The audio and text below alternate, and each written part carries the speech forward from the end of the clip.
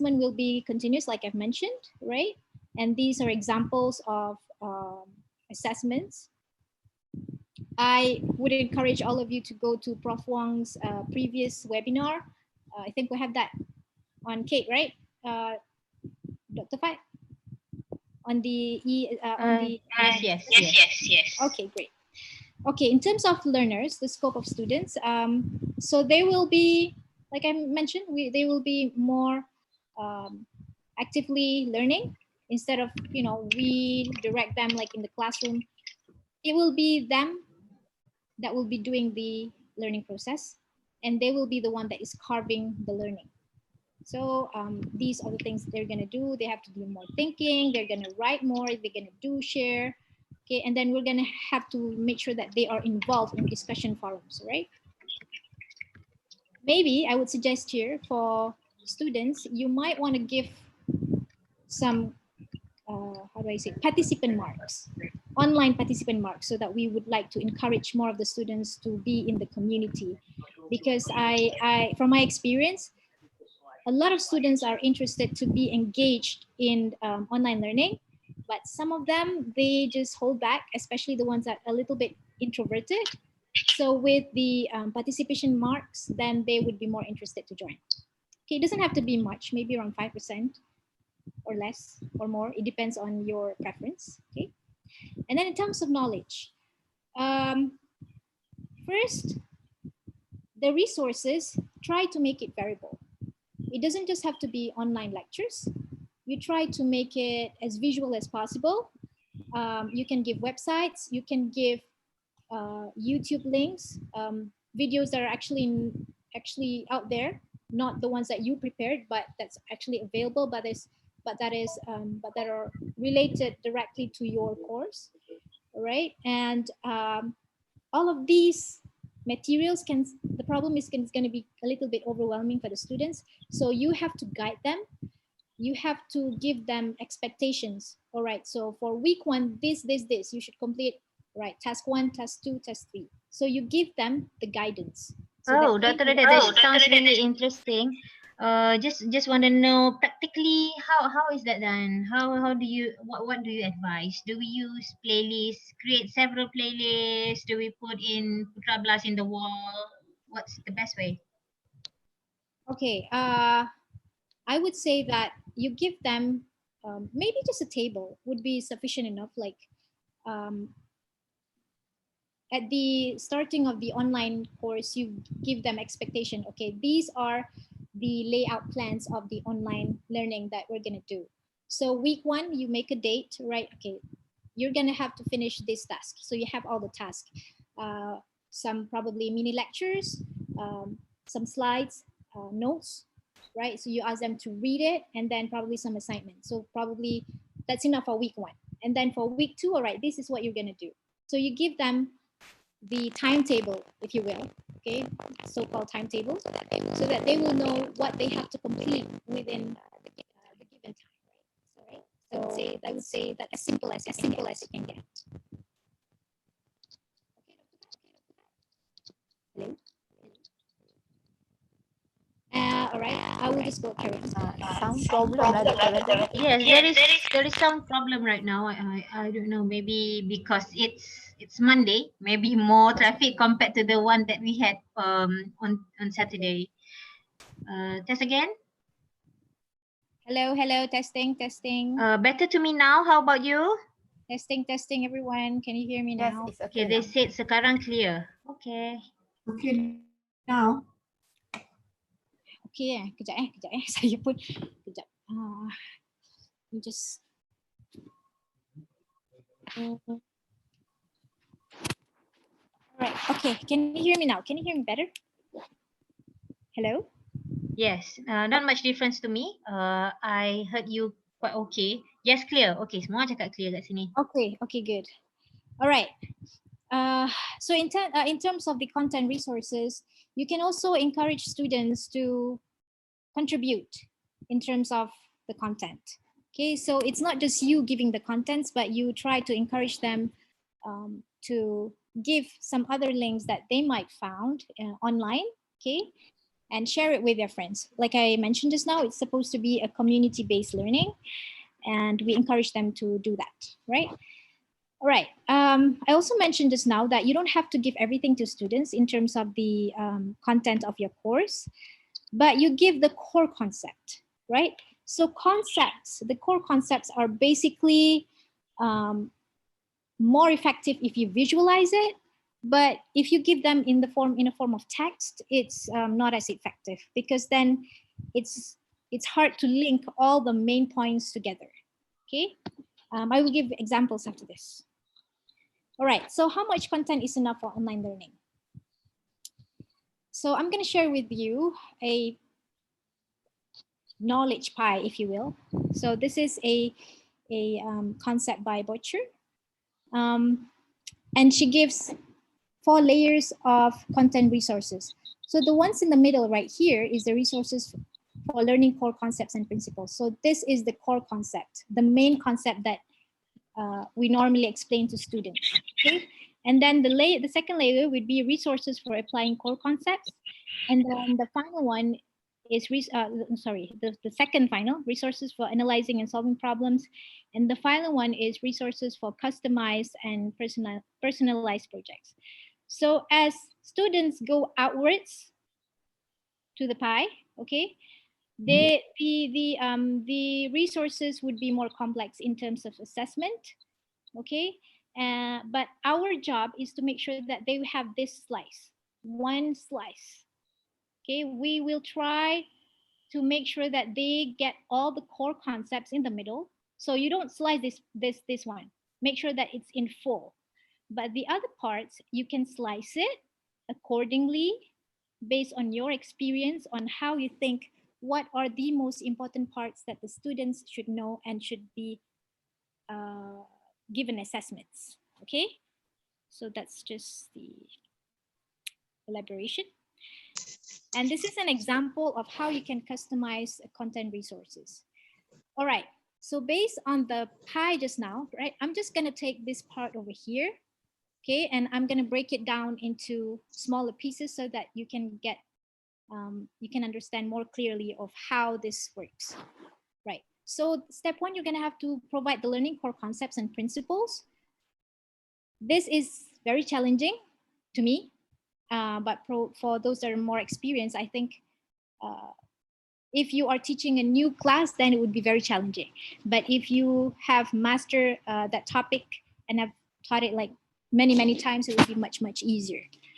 All right, so this is a core concept of a registry. I taught this class this semester for postgraduate student on halal principles, right? So I made this registry. This is actually from HDC, from Halal Industry Development Corporation. Okay, I gave them this. This is just a gist of the whole thing when we talk about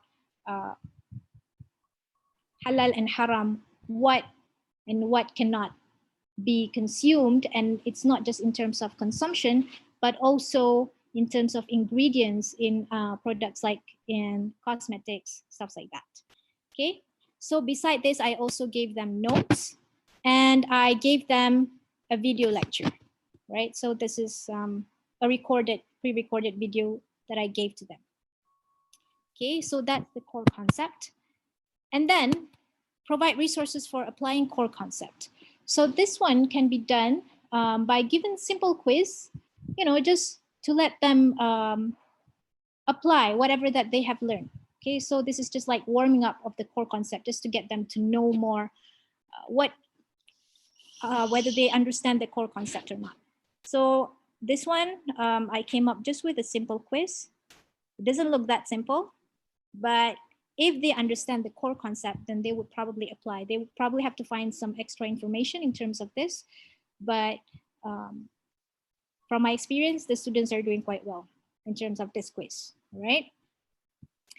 And then the next step is provide resources for analyzing and solving problems. So this one, I just give them another assignment. I give them more notes, okay? I give them some notes, and then I ask them to find 2 products, right? whether it's food, cosmetic, or pharmaceutical product, with at least six ingredients inside those products. And those products should have a very vague labeling of the ingredients. Okay, so the ingredients are not clear. So their job is to find ways to suggest how to make the list of ingredients clearer. And then if there are some shubha ingredients, shubha are not known, if you will, or you don't really know the status of the halal or the haram. So I asked them to list possible halal ingredients to place it. And then I also asked them to give final thoughts and reflections of the activity. And finally, provide resources for customized and personalized projects. Okay, this one depends on your LO. Okay, if you have your Bloom's taxonomy up until C5 and C6, you might want to provide this one. If not, you don't have to, but would be good if you can. This is a mini project that I asked my students to do. So they are placed in a position of a halal executive in a food manufacturing company. All right, so they have to choose a food product that have high risk in having non-halal ingredients. All right, then they have to design SOP on ingredient screening and probably come up with a database, right? And then this one is more like a halal exec job, right? So they have to come up with all of this thing personally. So if a halal executive, they would probably do all of these things, right? If they want to get halal certification. So this is more personalized. And lastly is the scope of environment in online class. So I've mentioned that, it should be primarily asynchronous, where it's available at different times. And then they should be reflecting on what they have learned from the assignments that are given. Okay. And then I've given some examples of how you can do some synchronous teaching as well. Okay. Now, I know that this question has been, in a lot of our mind lately, because we're not really sure.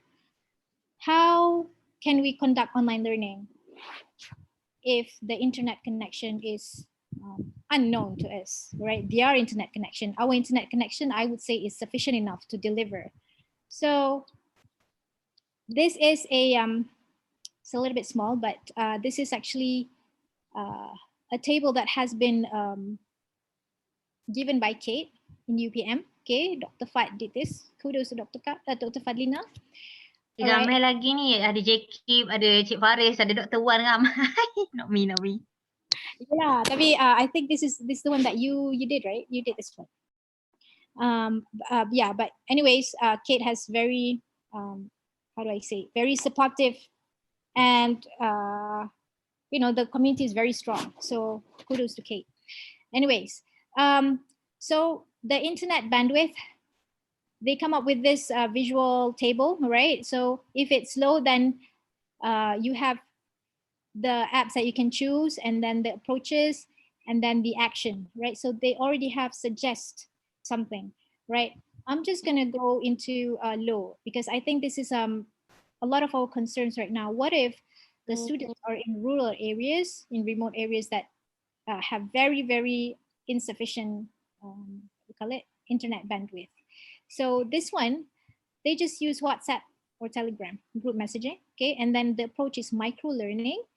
And then the action, you can see, just choose a focus content. So this is where we talk about the core concept just now, right? And then you create Q&A, and of course we have to be a good assessor by always giving feedback to the students' answers, right? So that's the low band. I would say this one is quite interesting. And then the medium and high. So for medium and high, I think anything would do. Our normal Putra Blast, which is Moodle based, okay? And then we can do Zoom as well, even though Zoom can be quite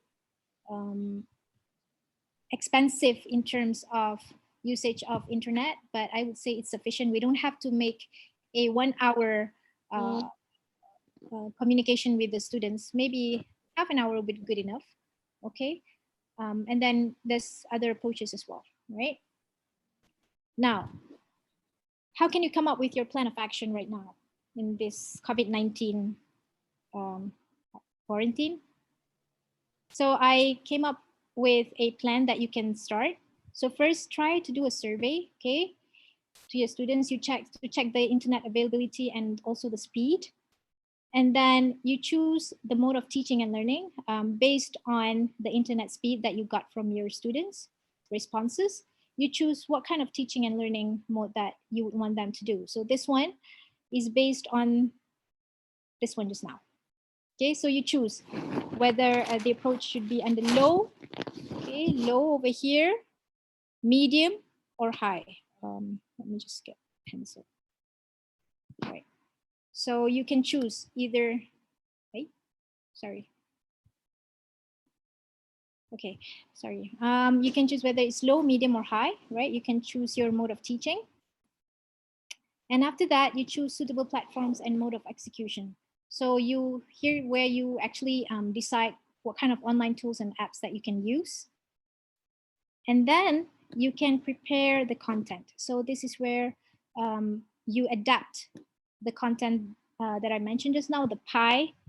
So you just take a slice of the pie, but include the whole core concept and make sure that you give the other resources and also assessments as well. So here is an example that I've given to my students. Okay, this is just through WhatsApp. I asked them a survey through WhatsApp. Okay, you can copy this if you want. Okay, this is just an example for you to have a look. Other apps for survey, you can use Google Form and SurveyMonkey. But I chose WhatsApp because I was afraid that some of them have very low coverage, and probably some of them do not have internet access at all. I asked them to tell me if there are some friends that could not get any internet access at all. And this is an example of how you can design your online learning, all right? So the survey platform is WhatsApp, and then assuming that we get 90% low and 10% medium, okay, the internet speed, I then choose for low teaching mode, low internet bandwidth teaching mode. So it will be 90% asynchronous. There's going to be a lot of micro learning, right, where I just give them all the materials and they can access to it anytime. And then I just want one Q&A session with them so that if they do have any questions, they can just like ask me all at the same time. It's okay, but I will also allow them to ask any questions at any given time. And then the apps that I'm going to use is WhatsApp. So this is going to be the major platform, and I'll be using Loom as a screen recorder and Chime utilities to reduce the size of video file. So this is actually very important.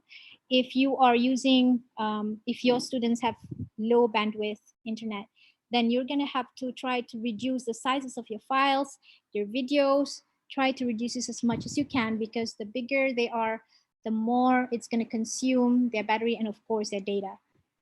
And then the content will be one core concept video lecture. It's just going to take 2 or 3 minutes, 2 complete notes in terms in PDF form. Okay, try not to give them PowerPoint, because if you have a lot of pictures in PDF, in PowerPoint, then it's going to be very heavy. It's going to be, taking a lot of their data as well. Multiple short audio lectures with a few important note screenshots, okay, and then list of other resources. I will give them websites or YouTube if they can access to it. And then these are the assessments that I plan, okay, give them quiz and then picture of their mind map, so they can, I will give them a lot of freedom, so whether they want to do it handwritten or they can do it through any mind map apps. And this one, find product in their house and relate with the topic, right? And then Q&A session, like I mentioned just now, and then case study. So this one, I will ask them to submit just via WhatsApp, okay, so that it's not going to take a lot of the data. If I ask them to email me, then probably it's going to be harder to get. But this one, I'm gonna ask them to directly WhatsApp to me, because if they WhatsApp it in the group, then other students might have, they will have access to other students' assignments. And this is an example of online learning lesson plan, right? So you can see here, you can copy this, you can take this as a template and use it for your own lesson plans. Okay.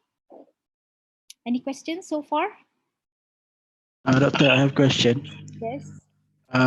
So from your example, if I'm not mistaken, if we have mixture of like bandwidth of students, some are low, some are medium. So how are we going to do? Are we going to choose the lowest or go for the lowest, or how? Or different means that we have to provide both? I'm not sure. Okay, that's a very good question. That's why for this example, right, I put 90% low and 10% medium. Let's say it's 50% low and 50% medium. So I'm gonna ask you again. What do you think should we do? Hello? Go for the classmate. lowest, I think. Go for the Yeah. lowest. I would say we try to cover for everybody, because if we go for the lowest, then everybody will have access to the materials, right? But if we choose the medium, then only the medium population of students can access to the learning materials. So I would say go for the low. But if you have medium and high, I would say that I think the students will get, everybody will get 1 gigabyte free every day, right? If I'm not mistaken.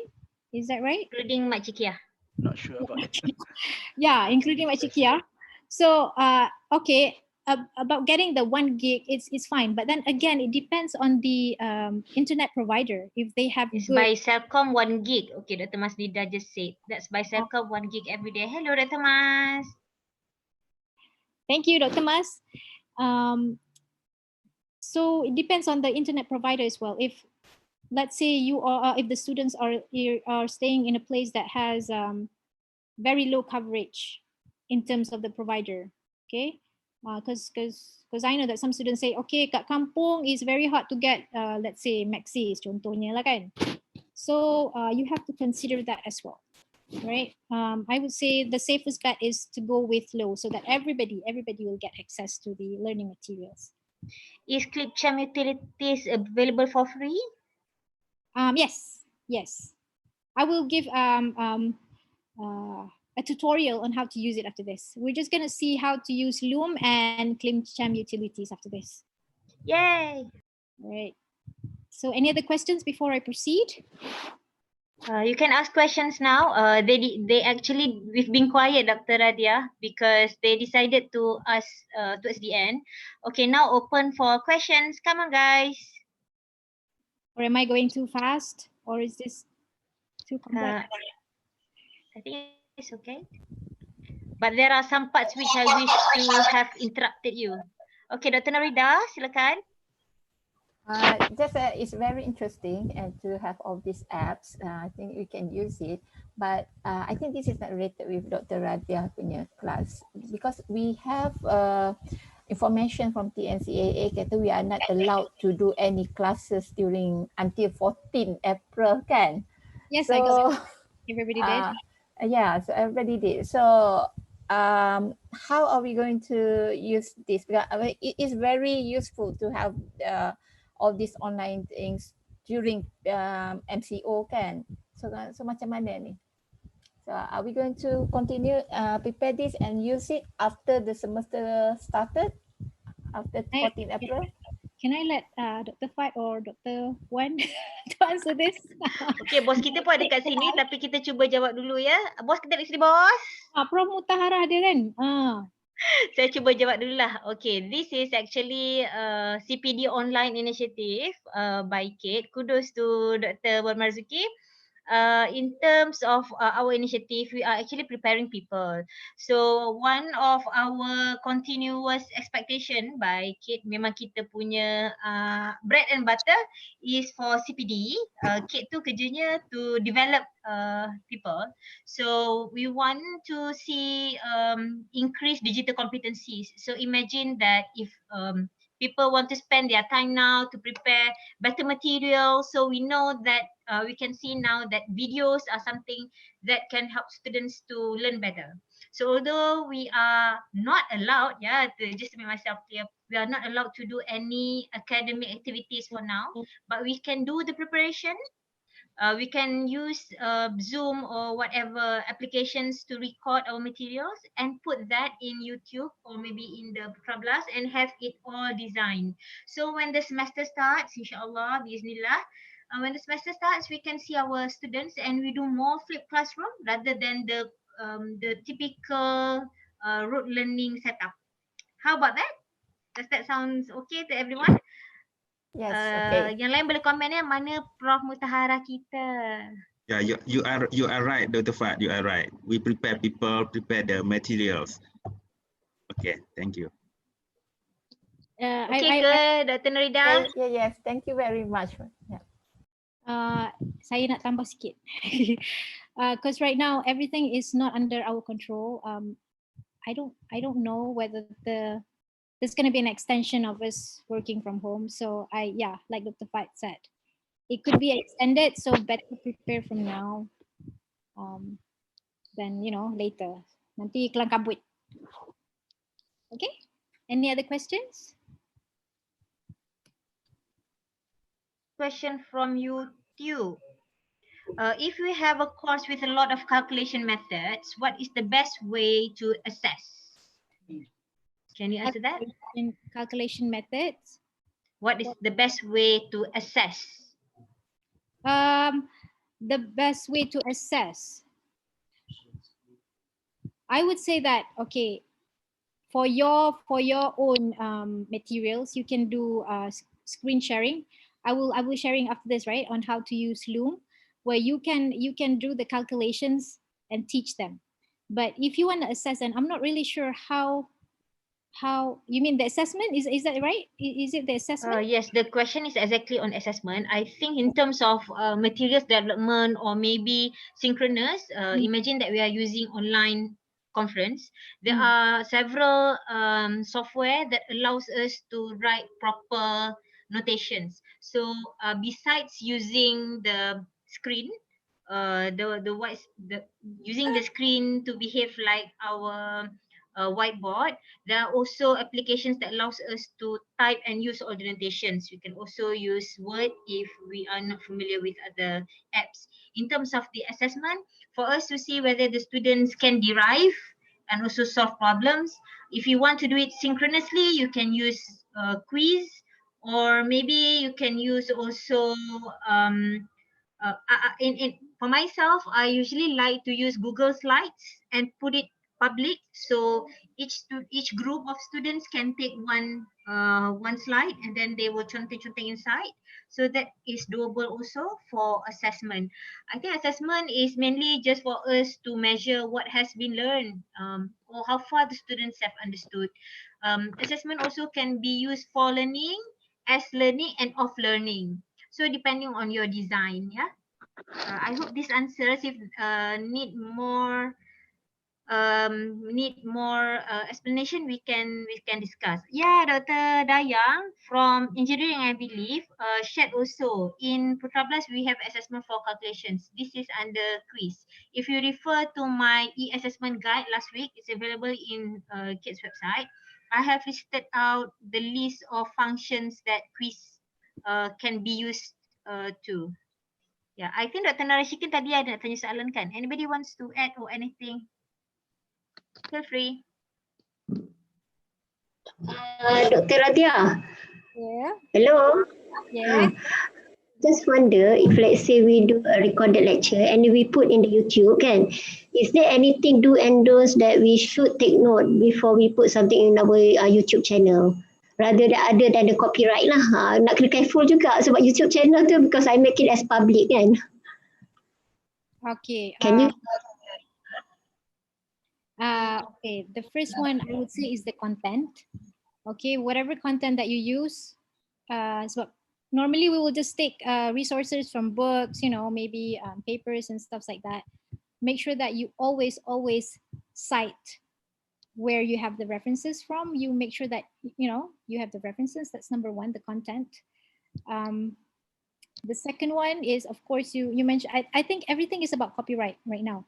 The music that you use, the pictures, yeah. So content, the pictures, the videos, the songs that you use in there, Or maybe, like Prof. Wang mentioned just before this, she had students using other videos, putting in their own, like making it as their own video. So that's also another issue. So you don't want to take other people's video and combine it with your video lecture and then, you know, claim it as yours. So that's another issue. Maybe I can add up a bit. In YouTube, we can filter videos which has copyright protection. But we also have to note that some videos did not even bother to specify whether they are CC BY, CC So there are many coding for copyright. But it is number one good practice for us to put reference, and even better for us to ask for permission. Yeah, we can also specify to use free software. Maybe inshallah I will make one compilation, since this is a recurring question. I will prepare some materials on how to get people on this, also the place where we can get free materials. We have several questions regarding contents for practical session, amali or practical class. I think about 5 people have asked. How about classes with amali? Okay, any best practices, or maybe we can discuss? I think a discussion would be more sufficient, because I know that a lot of my colleagues from my faculty, they have to delay the labs. Okay, for me, practical is practical.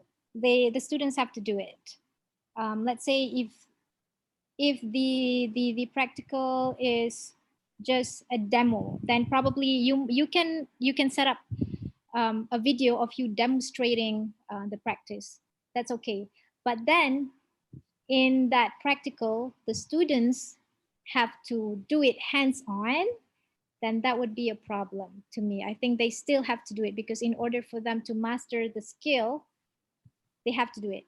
Like for example, in food technology, they have to master certain skills in lab, because they're gonna apply it in their final year project. So I would say that probably there are other people who would like to suggest other things. I will be covering that in my talk tomorrow actually on practical, but I don't know whether I will be able to cover much. But maybe I just give a brief. For to prepare the materials. If the materials, of course, if it requires you to have something that is at the lab, that lab of ours at UPM is somewhere forbidden city. Forbidden City campus for now. But in terms of materials and activities, I believe you can, if you can just redesign and use materials around you. You can also do online scavenger hunt and convert the practical hands-on into simulation-based activities, and find how people have done or have conducted experiments. We talk previously about I think I was in a different channel. Sorry, it was like this. People has been sharing how they have shown to their students on the videos of the previous semester student conducting experiments. We can also ask students to find materials that can expose them to real life situations. For example, recently I've been digging out about aquaculture, because I was thinking, how would people at aquaculture who needs to go to the sea, to the lovely beach, to go and find materials, and because that is their lab, that is their real life lab. Um, Amazingly, I found several good materials on the YouTube, although some are in the languages that I don't understand. But for the students, I imagine I place myself as a student. I think I gained quite a lot over there.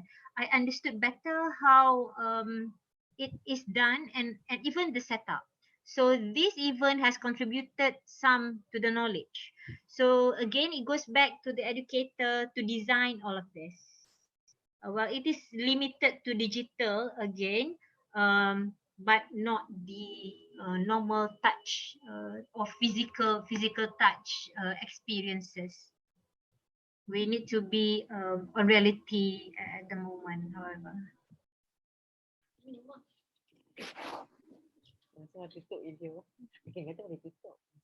Any more question? Dr. Radhiah, Yes. in my case, I think, cooking, students still need to do hands-on experience. They need to cut, to chop, to taste, to cook. You know what I mean? It's difficult. Of course, I can give the video, but then where are they going to try? They're going to cook at home, and then they have to get all the ingredients. So it's kind of hard, I think. But then, I believe it has to be done in the lab for, for example, culinary or cooking.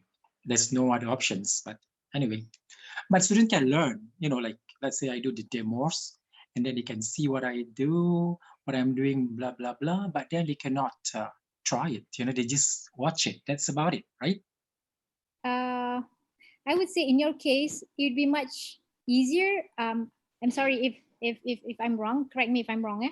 But maybe in terms of cooking, I think the kitchen would be a suitable place as their lab.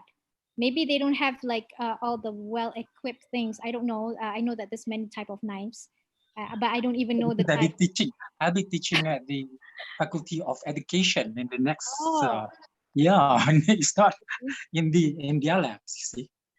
okay. So, because I'm teaching in the next half. You see, someone else, Dr. Hanisa, is teaching the first half. I'm teaching next half. So I'm not even seen the student yet. So. Yes, I haven't seen my students yet too. I understand the feeling. Thank you. Dr. Sharim, just to talk about that, what do you think if we twist the setup? When you were talking, I immediately thought of MasterChef.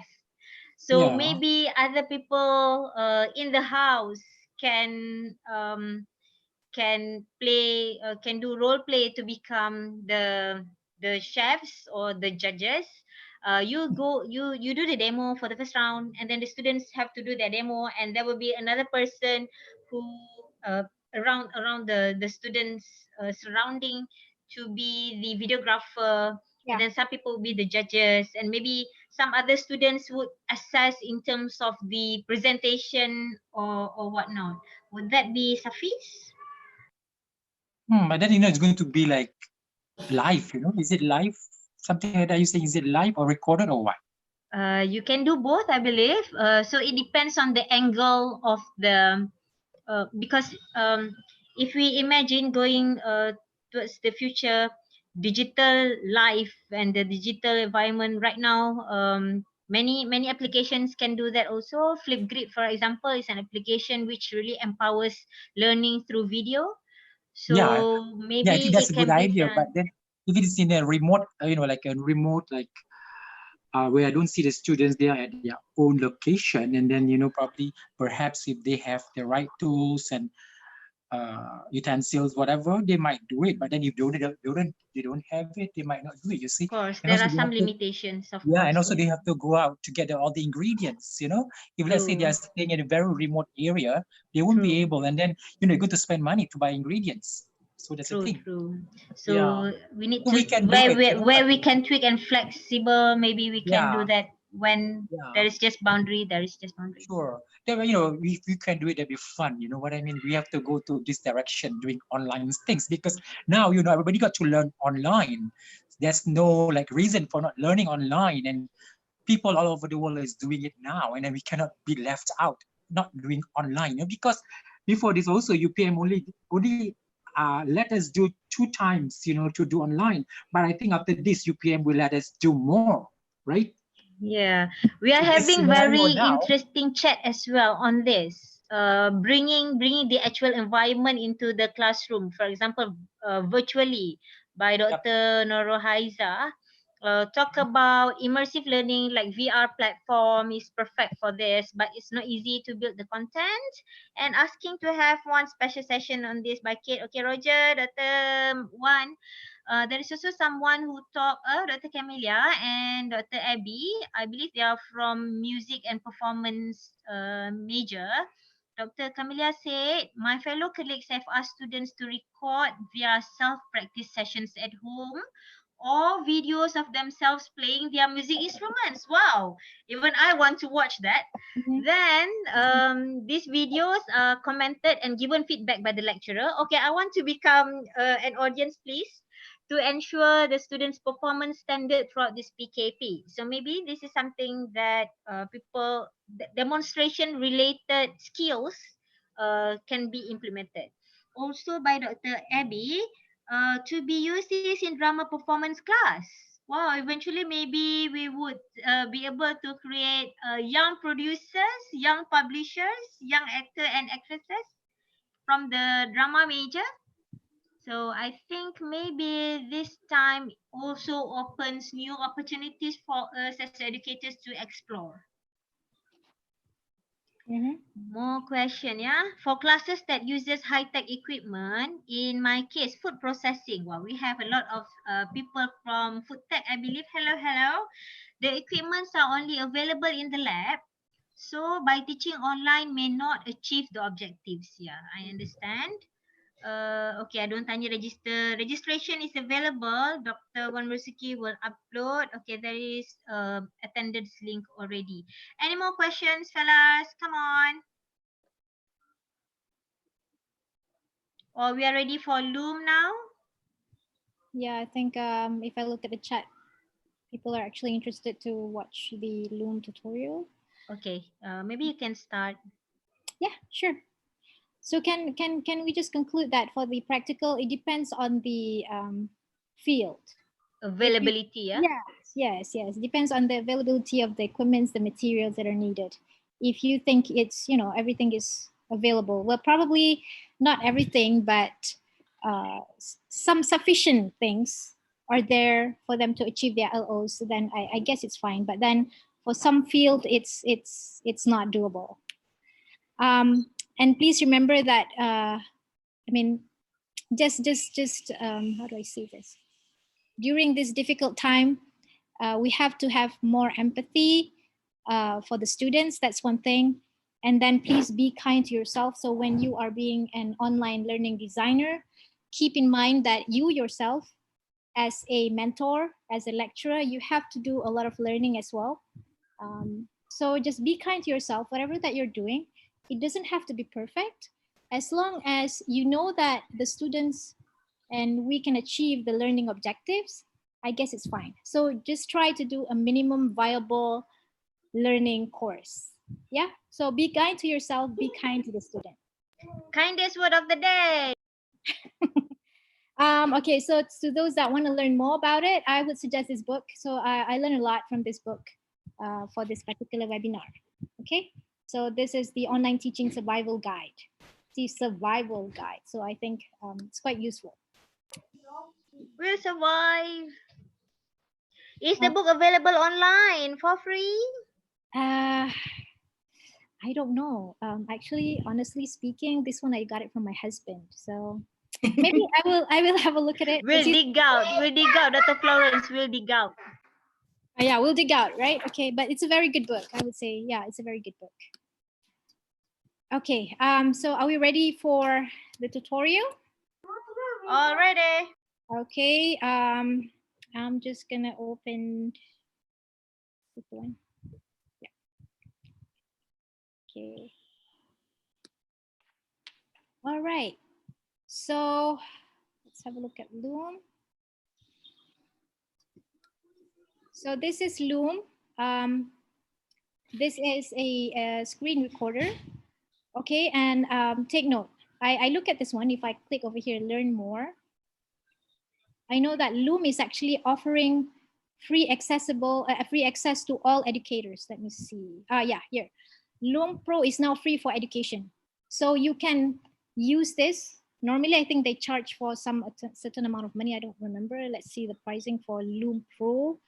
I think it's kind of expensive monthly. Well, not really. It's $4 per month, but it's free for us. So just use your university's email. It's free for teachers and also students. Okay, so I advise you to use your what do you call it? Your university's email. Right, get Loom for free. I'm just gonna click over here. I'm gonna sign up with my Google account. I already have it with my UPM account, so I'm just going to show how to use it using other email account. Okay, so you just sign in. I have a comment. It is lagging badly now. I think because of loading of this website. So maybe you can go one notch slower. Okay, so you just sign in, all right, using your university email, all right? And then after that, it will take you over here. Let me see. And then it says here record a video, but right now I don't have the apps yet. Okay, I have it under my UPM ID, but now I'm showing you how to download it. So there's two types that you can use. One is a desktop app. Another one is Chrome extension. The desktop app, I've tried it. It's a little bit more complicated. So I would suggest you use the Chrome extension. Okay, so is everybody getting this? Like, is it loading slow? It's okay for me. Okay, it's okay, great. The video will be available on YouTube. Mm-hmm. Okay, and then you just click install extension, right? And you click add to Chrome. Then you just add extension over there. You add, you just follow whatever that they ask you, just, right? And then now here in my bar over here, I already have the extension for Chrome apps, right? Now, once you have this, you can start recording video. So you click over here. Yes, it is a little bit slow. Why is it not loading? It's very slow actually.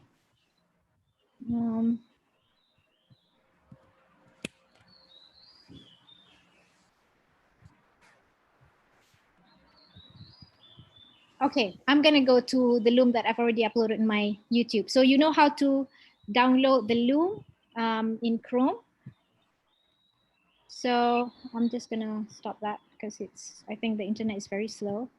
So I will just find my Loom. Okay, I have it right here. So how you use Loom? It's pretty easy. So you have the option. Let me just go to the slide again so that at least we can have a demonstration on how to make a video. Right.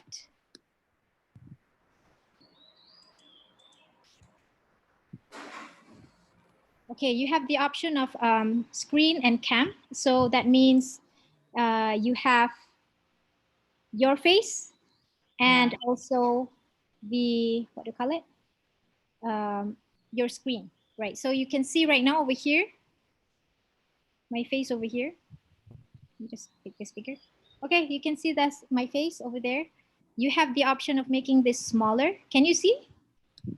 Okay, you can drag this face wherever you want. Okay. Right, what happened? I'm just gonna go back to here.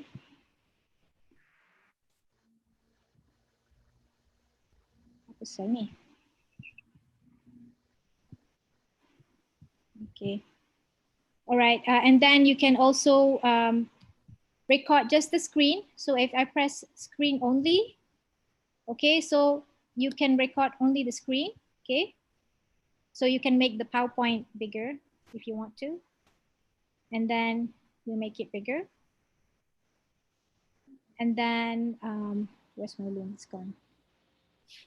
And then cam only. So this is where it will record only your face. Okay, that's the face again.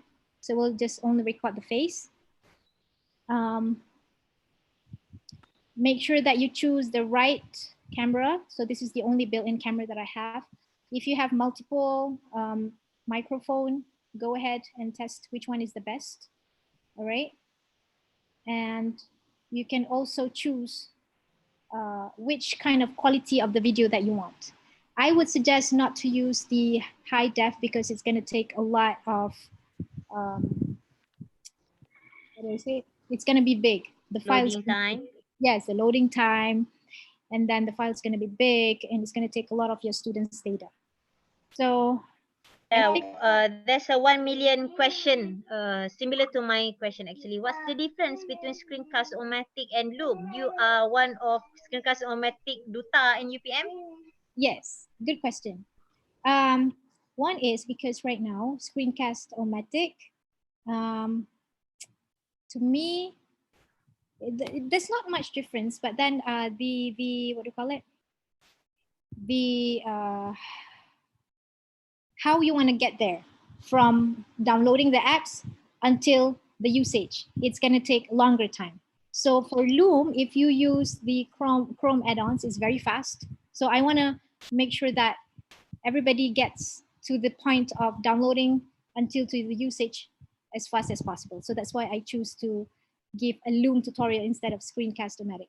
Secondly, because Loom is currently free.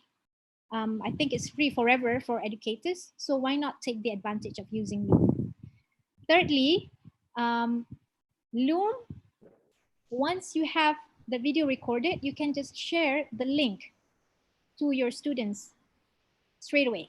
So you don't have to download it and then upload to YouTube and then share it. So you can just, once you have a video ready, you can just share it through a link, as easy as that. So that's why I choose Loom to share with everybody. Okay.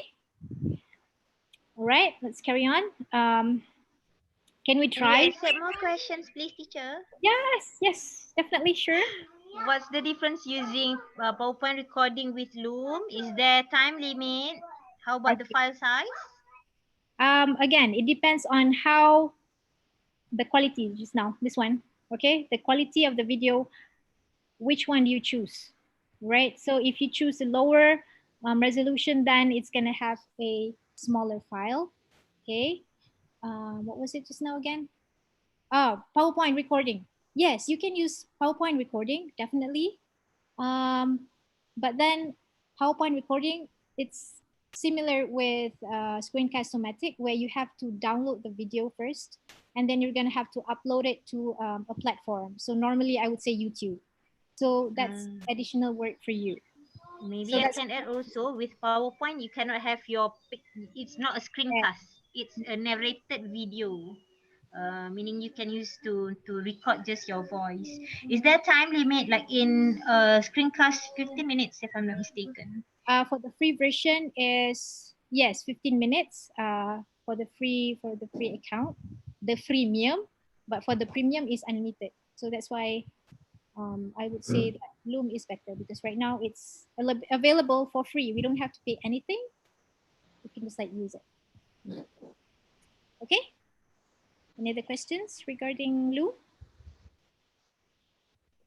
Can I carry on right now? Can we just test one screen recording session right now? Just, you know, just to see how it works. Proceed. Okay.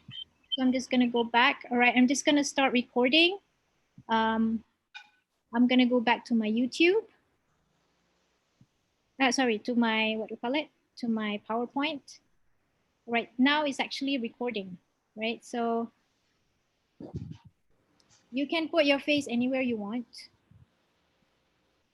So that's, what do you call it? A reminder, if you wanna click recording, there's also a shortcut to it.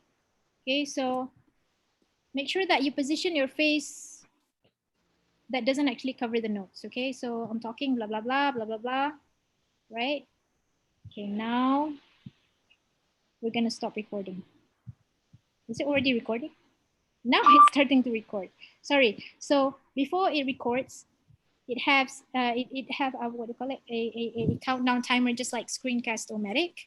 Okay, and then you can start talking and give lecture, blah blah blah blah blah blah, and then I'm gonna stop right here. So if you want to stop, that's, what do you call it? All of these buttons over here, the red for stop, and then you can pause and you can delete it straight away here. And if you want to annotate, you can too. There's a pen over here, okay? And then you can just like draw stops. Why is it not coming out? Okay. Okay, it's a little bit slow, right? But you can annotate using Loom. This is another function that Screencast-O-Matic does not have. Okay, so you can do some annotations. So this would be useful for those that are going to use calculations. Maybe they want to make a lecture on how to calculate stuff. So this is very useful too. Okay, so I'm going to stop right now. Okay, so if you can see on my screen right now, the video is actually loading. Oh, this is the best part. So it's automatically uploaded to the cloud, guys. Yes. All right. So you can watch it at different speeds. So let's say if you are your pace of talking is very slow, and the students, right? Their attention span is very, very, very, very tiny. Okay. They can get bored really easily. So if they think that they want to fast the video pace, they can. Okay. Let's try and play it. Sorry. So before it records, see, it has a countdown timer. Okay. Let's see if I have the recording of the video just now. Okay, never mind. Just gonna have to. Is there ability to edit the video on the cloud as well? Yes, there is. There is. You can actually edit it in Loom as well. But right now, I'm not going to show how to edit it because to me, I know that when we look at our own video, we tend to feel a little bit anxious, like, oh my God, this is my video. Why am I talking like that? Why do I look like that? But is this embeddable at other sources as well? Embeddable for us to pass? Yes. So that's what I'm going to use right now. That's what I'm going to show. Where is the button? I can't. One question, just tiny. Does the student have to have a Zoom account to watch this? Sorry, Loom account, yeah, Loom. I don't think they have to. You just give them the link. Okay, this is similar to Biteable. After we finish, it will upload directly into the cloud, similar to Powtoon as well. Just give the link, and the audience will be able to visit it. Yes. So here is the download button if you want to download it. Okay. And then here is the share button. It will give you a link. You can also embed it. Let's say you've already recorded the video and you want to embed it in Putra Blast. You can do that as well. And you can also share it in Twitter, Facebook, and email it. Okay. So I would say that, let's say you just want to share this video through WhatsApp, just click the link and then you just go to wherever that you want and paste it. As easy as that. Okay. So that's Loom. Okay, so now I've downloaded the video to show you how to make the file smaller. Just go to the Clipchamp. Yes, Clipchamp utilities. So this one, you just have to sign up, right? It's just a one-step sign up process. Okay, let me just close this.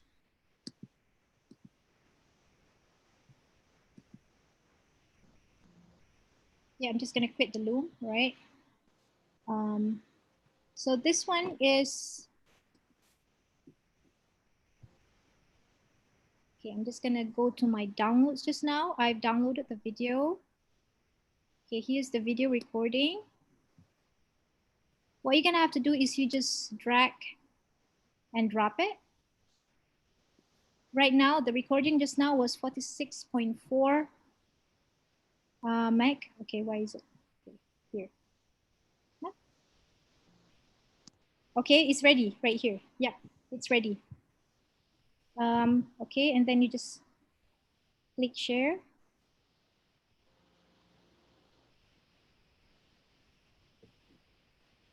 Okay, you're gonna have to wait for some time for it to process. It's gonna take some time, depending on how big the size of your video. I'm figuring out that my internet speed is kind of slow right now, so it's still at 0%. So once it's done, you can click this one, notify me when done.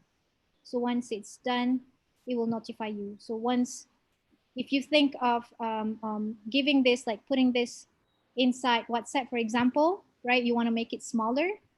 then you can consider using Chime utilities. So this one, I've learned it from Prof. Karim from USM. Okay. Dr. Radhiah nak tanya, this Chime, is it separate from Loom or are they actually together? You passed the links just now, right? Yes, this is actually a separate tools, right? Loom is this one, right? You go to loom.com, right? Or just Google Loom video recorder. And this one is util.clickchime.com. Maybe I can give the links in the chat. Is that okay for everyone? Yeah, nice. Okay, all right. You see, it's loading very slowly. My internet is super slow. But from what I've tried, normally it will reduce the size of your video up to 80 to 90%. So let's say it's 44.24 right now. So I'm guessing it's going to be around only 4 meg after it has, you know, done processing the video. Wanginya. Okay. All right. WhatsApp belajar ni? Ha? Okay. WhatsApp apa? Excuse me. Please switch off your mic. So I would like to share another. This is not a video tutorial, but I would suggest that you can go to Prof. Karim's YouTube channel. He has a lot of videos on how to do online learning. I just watched this one, creating a lesson in WhatsApp or Telegram. He just posted this yesterday, and I think it's super useful, especially if you want to use WhatsApp for students that have low coverage of internet. Okay, I think that would be all. If you do have any questions, I'm open to the questions right now.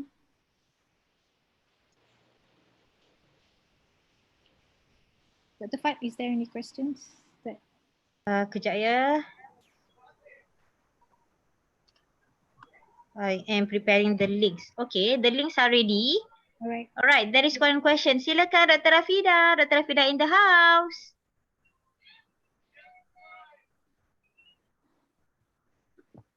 Alah, Dr. Rafida ni suruh saya baca pula. Okay, sebab saya pergi pasal. But after being clipped, the video quality is still acceptable ya, even at 4 meg. Okay tak, Dr. Rafida saya baca? Okay, it's okay. The video quality is fine. But right now, just focus on delivering the content. If it's just, if you're recording your face together with the slides make it available to the students, right? So that they can have a good resolution of the content. But I would suggest that you use your face, you also record your face, because you want to still have that human touch instead of just recording, just a PowerPoint slide. So they're gonna be listening to us. It's gonna get boring. So at least if they see our face, they can, still feel that, okay, at least there is still some human touch and communication. One more question. Tadi mana ya? Dr. Yimin Kwan, are you around?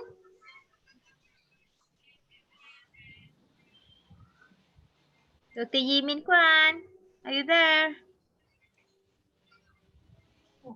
The question is Loom video stored to the Google Cloud? Is there a space limit? I was reading your question, Dr. Yimin.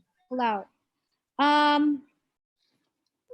I'm not sure if it's stored in Google Cloud. It's actually stored in Loom's storage straight away. But if you want to put it in your own Google Cloud, I think you're gonna have to upload it yourself. You have to download it and then you upload it yourself.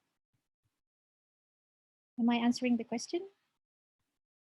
Yes. Let me sift through the questions. Any question from anyone? Come on.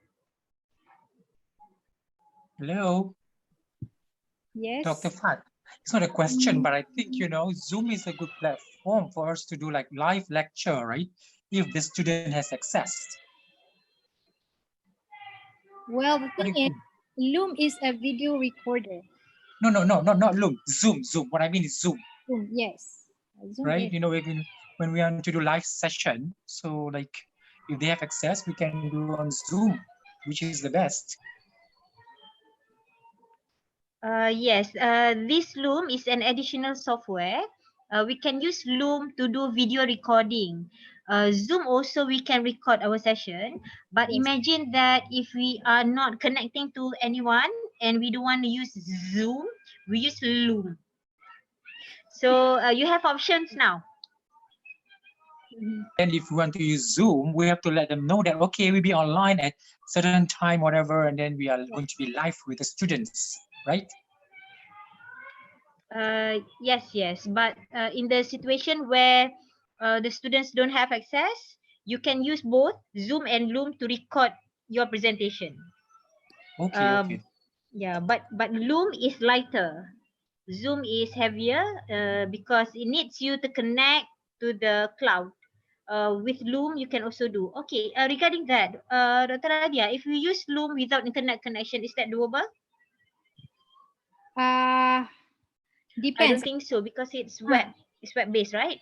Yes, if you use the Google the Chrome apps, then I think you're probably gonna need internet access. But if you download it on your desktop, possible that you can do it offline. So that is one obvious comparison, yeah, Dr. Sharim? One obvious comparison between Zoom and Loom. Although both can be used to record video, but Loom is specific. It is not for online conference. Yeah, it is sure. specifically just for video recording. Yeah, Right? thank you. All right. Let me sift through the questions in YouTube. Okay. In the YouTube, people have been commenting about the practical. Hello, those in YouTube. Thank you for your interest and for joining us. They have been talking about big class facilitation, how we can engage people in big class. Any tips, Dr. Radhiah? Okay. That's a very interesting question because if you would want to use WhatsApp for a big class, it's doable, but please, how do I say? If you're using like the normal platform, Putra Blast, maybe I think it's doable. But if you want to use WhatsApp, one thing I would advise you as the admin, you make sure that nobody else can post but you. So you have like probably one WhatsApp group that is specifically for you to upload all of your learning materials. Because if you let the students to ask questions in that particular, WhatsApp group specifically for the online materials, it's going to be haywire. The students are going to post and you're going to post. So then the organization of your learning materials are going to be upside down. It's going to be hard for the students to access to it. So that's one thing. Maybe for the video recording, other than that, I think it's no problem. So I would say, yeah, if you want to use WhatsApp, please make sure that only one account specifically for you. Do not let other people post anything for that one particular group. You can probably make another WhatsApp group so that in that WhatsApp group is where they have all the discussions, and probably if you wanna do like a video call or whatever. No, not a video call. Video call is only for one-to-one person, but in WhatsApp we can't do that for everyone in the WhatsApp group. So yeah, I would say another maybe two groups for one class if you have a lot of students. So one is just only for the online materials, and then another one is for discussions. Right now, maybe other people have other ideas right now. Maybe other people can add in. We can also use functions like breakout rooms. Yeah. In Big Blue Button, there is breakout rooms for us to have little chat rooms. In Zoom, if you have an upgraded account, you also can have breakout rooms. So basically, the function is to allow people to communicate online together. So if we don't want to use breakout rooms, we can ask the students to develop separately each of the sessions and maybe invite us to join if we need to be there. And then they can use, well, And anyway, Zoom is not limited just to educators, right? So that is one way. But go back to us as designer, we can give instructions now. For example, now create groups and do this discussion. I want to see you progressing through this certain content development. That is why for my case, I like to use Google Slides or Google Docs, so I can see where the students are at that time, and then I can intervene and also interrupt if needed. Good sharing, Dr. Fat. Any other concerns or questions? So I see that Datin actually asked, so do we upgrade Loom or do we just use the basic? I would say, you know, use this one, the pro ones, because this one have a lot of other cool stuffs that the basic does not have, because you see number of videos you can access is only unlimited to July 1st in response to COVID-19 if you take the basic. But if you go pro, which is currently free for all teachers and students, why not take this one? Okay. Yes, I need to ask this question right to the guru. Somebody asked in the YouTube how to motivate ourselves to do online teaching. Come on. Okay, that's a very good question. Again, during this difficult time, I would say it depends on when you are the most productive. That's one thing. And then Get I know lots of kacang. yes, there's a lot of kacang. There's a lot of kacau, right? Could be from your kids. As for me, myself, my kids are hungry all the time. I don't know. I don't know, even I'm hungry as well. But to be motivated, one thing before you consume all the news about COVID-19, I would say start doing your work first. You do your work, get things done, because life goes on. Yes, there are things that we can control, which is what we're supposed to do right now, which is our work. We're still working from home. But as for the situation right now, there's a lot of things that we can't control. We cannot really control.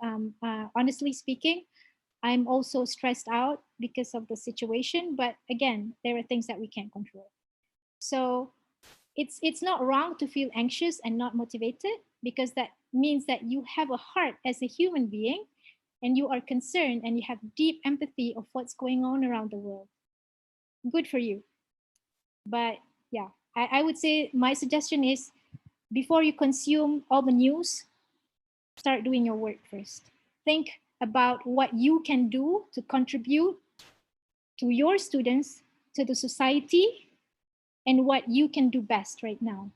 So I would say that's the biggest motivation right now. What I can control. What you cannot control, you cannot control. Right? Anybody else want to share? Because that's my point of view. Anyone else? Maybe I can have a take. In my limited understanding and experiences, I think there is reward in online teaching. Although we are not really practicing it in UPM due to maybe some constraints known by higher management level. I would say there is reward in online. For example, once we have the materials, we can always recycle again. And then we can get better next time and not having to do or repeat the same thing because it's already available digitally. Similar like how we have been using Moodle. When the new semester comes, we just restore, we just back up and restore and then improve the question because now we don't have to start from scratch. And then we can ask our students to review the materials that is already there and not to reinvent the wheel. So there is reward in online teaching. Yes. Can I add to that, Dr. Fat? You see, before this scenario right now, I have been doing flipped classroom. That means I give video lectures to my students prior the class. So before the class, I gave them my video lectures. And then in the classroom, I just do a lot of activities. Okay, and those videos, I've been using them. I've recorded the videos since 2015, and I am still using the same video until now. So there's less work now. You are doing the hard work, before you actually are gonna feel much better later. So you already have the materials compiled, and then you can use it as long as you want, as what do you call it? As long as it's still valid at the time of your teaching. Yeah. And instead of like trying to get all of your what do you call it, syllabus done inside class, right? So we worried like, okay, how can we get all the syllabus done within this short time of amount? So in the classroom, we're too busy giving lectures that we don't really have time to have a good discussion with the students. We don't really have time to train them how to answer difficult questions, how to solve problems, which to me is very important. That's why I've heard students told me before, like, you give us difficult questions in exams, but you never teach us how to answer all of these difficult questions. I think that is a valid point, in terms of students' perspective. So if you have the pre-recorded videos and you give them to consume before the classroom, the advantage is, one, yes, you have it for yourself. And then the second one, the students, they can have a look at the videos many times, right? Because we have to understand that the learning pace of each individual is different.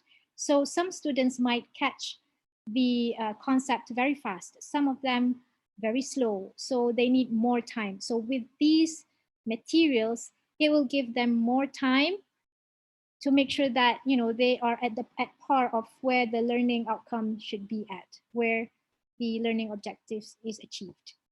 Okay, so I hope that answered the question. Yes, maybe we can hear from Dr. Camelia. Hi, would you care to say some words?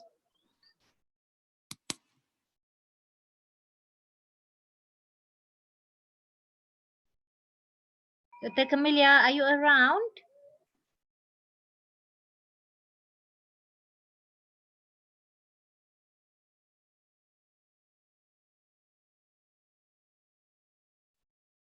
Okay, any more questions? Let me quickly go through to the YouTube. I think I have covered. Okay, one question from Dr. Ismi.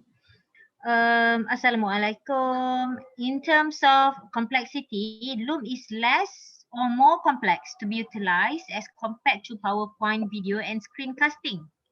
Kalau sempat jawab lah. Okay. I'm not sure whether this is a question or his comment.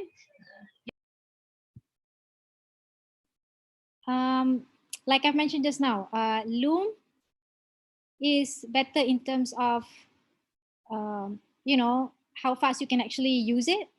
From downloading to usage, it's very fast as compared to what do you call it, other apps like Screencast-O-Matic. I think it's a little bit troublesome, from the point of downloading it until using it, it takes a longer time. But Loom, if you use the app, it's very fast, the Chrome apps.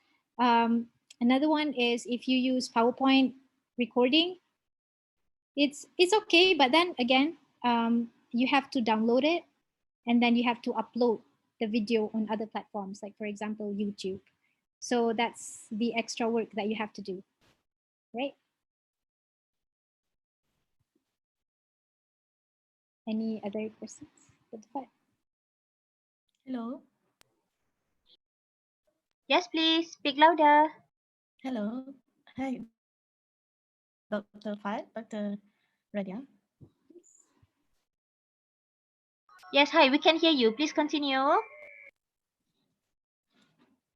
Yeah, like I was saying, maybe it will take a certain more time for once we upload the contents and our resources. So it takes time for the discussions to start and feedback and comments. So I think it's quite a nice way that there's a no rush or time limit to get the outcome, right? Which I think that's one of the advantage of online teaching, especially in our time now, where it's we all have to be quarantined inside. Yeah. Yeah. So I'm guessing that's it. Yeah. Sure. Yep. Yeah. That is Yeah. true. Is that Yeah. the Camellia? Is it? I'm just Yes, yes, wondering, yes. in music, Dr. Camelia, in music, how long is per session of your lesson? Usually there are some in 2 and hours, some are 3 hours. 2 hourly and 3 hourly. Yeah, at least, yes. Yeah, so it's a lot of hands-on projects. Yeah, and a lot of outputs based on students' work. So it's a very two-way kind of teaching and learning. So we need products produced by the students. Yeah, so that's very important to assess as well. Mm. So it takes a lot of time in the teaching and learning. Sorry. Takes a lot of time in teaching and learning. Online, you mean? Yes, yes, yeah. Okay. It depends on you know how your learning curve is. I would say that some people are very fast in terms of technology. Some people, it takes longer for them to grasp the concept of online learning and maybe the technology itself, you know, how to use the apps. But I think it's doable once you get the hang of it. It's gonna be pretty easy, and you're gonna do the work a lot more earlier. But then later, like I said, it's gonna be much easier and much faster for you because you already have the content compiled, right? Is that answering your question, Dr. Camelia? Yes, yes. Thank you very much. Yeah. Welcome. Okay. Okay, Dr. Radhiah, if there is no more question, maybe we would say thank you to Dr. Radhiah for the wonderful presentation. You're welcome. Thank you. I just have a quick wrap slide.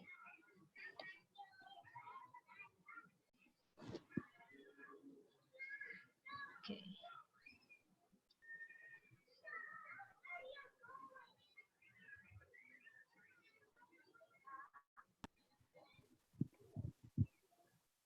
Okay, some key takeaways from today's presentation. Can you see my slide?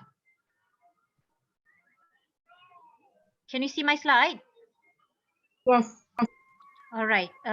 So there are 3 steps basically. Well, Dr. Radhiah mentioning a suggestion to do survey of the line, but as now we are clear that we are not asked to perform any academic activities at the moment. Maybe we can put that to a halt. But back to these 3 steps. Step number 1, you have to plan and focus on the gist of the topic. So you have to prepare the materials, either it's video, slide, or other materials like infographic, and also compilation of other URL materials. She presented today on how we can use, so today we cover on the online conference, Loom, and also Chime utilities. As for the activity, we can do a collaborative development for mind map, and then maybe using online more for to explore on online products. She demonstrated on Loom and Chime utilities, as well as mentioning that quizzes can be used for assessment. With that, on behalf of CADe, I would like to thank you very much for your kind support. There is this one quick announcement I want to make. Let me get to that.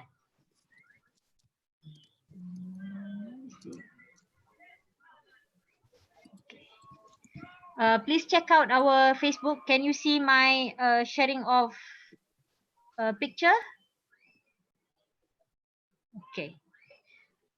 Please check out our Facebook and YouTube page for more content, and please don't forget to like, share, and describe the video. Thank you very much for now. Hope to see you all around at the same time tomorrow for my session entitled Experiential E-Learning. Thank you very much, everyone. See you again. Stay safe. Stay home. Bye. Bye. Assalamualaikum. Salam.